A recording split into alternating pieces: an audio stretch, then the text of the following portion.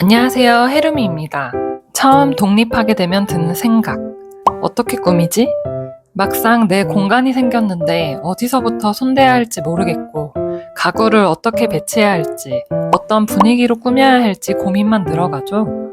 인터넷에서 예쁜 사진을 보면 따라하고 싶지만 내 원룸은 왜 이렇게 다른지 답답하기도 하고요. 그 고민을 해결해드리겠습니다. 이번에 제 여동생이 첫 독립을 하게 되면서 도움을 요청했는데요. 원룸 꾸미는 과정을 보여드리며 실패 없는 인테리어 꿀팁 알려드리겠습니다. 먼저 집 도면을 보면 현관문 왼쪽은 부엌, 오른쪽은 화장실이 있습니다. 동생의 요청사항은 첫 번째, 미드센추리 가구로 포인트 주기. 두 번째, 집순이를 위한 편안한 집이었습니다. 그럼 같이 방 꾸미러 가볼까요? 인테리어를 시작할 땐 제일 큰 가구부터 배치하는 게 좋아요. 여동생이 아침에 햇살을 받으며 눈 뜨고 싶다고 해서 침대는 창가 쪽으로 두고 벽에서 살짝 띄어서 동선도 고려했어요. 다음은 옷장 배치예요.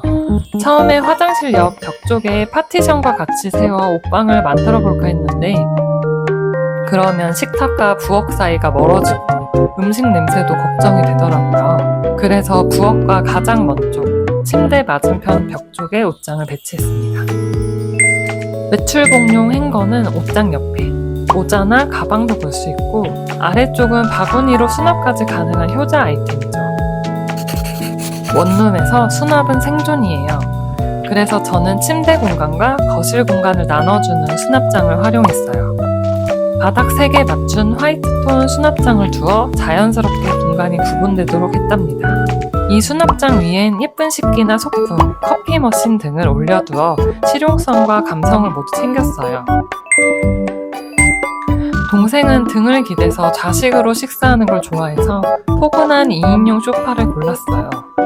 전체적으로 화이트 베이스니까 소파는 포인트 컬러인 그린 계열로, 식탁은 바닥과 색을 맞춰 화이트 계열로 선택했습니다. 그리고 드디어 여동생이 가장 원했던 미드센추리 가구, 은은한 옐로우 컬러의 서랍장으로 무드를 더해봤어요.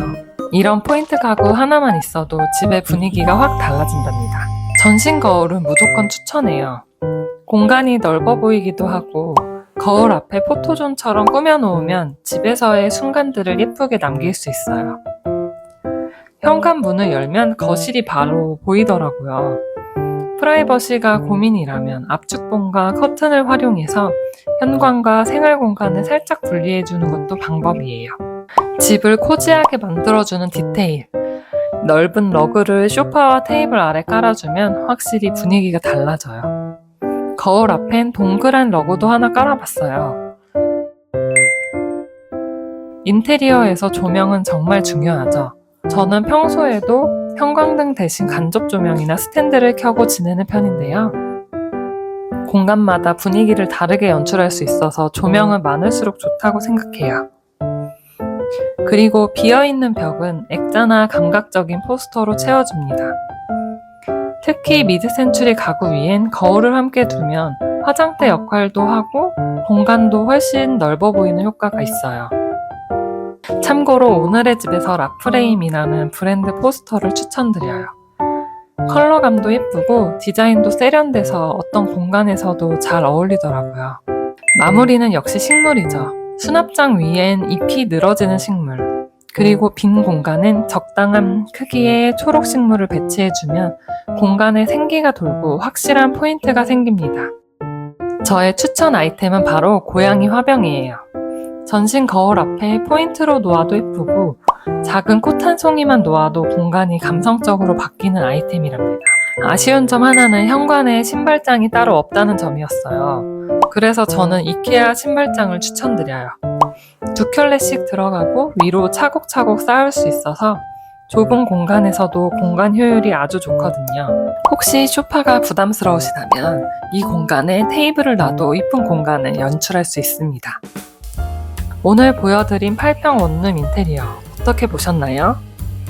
좁은 공간이라도 취향과 실용성, 그리고 따뜻한 감성을 더하면 충분히 예쁘고 만족스러운 공간이 될 수 있어요. 혹시 인테리어 고민이 있으신 분들은 댓글로 남겨주시면 제가 함께 고민해 드릴게요. 시청해주셔서 감사합니다.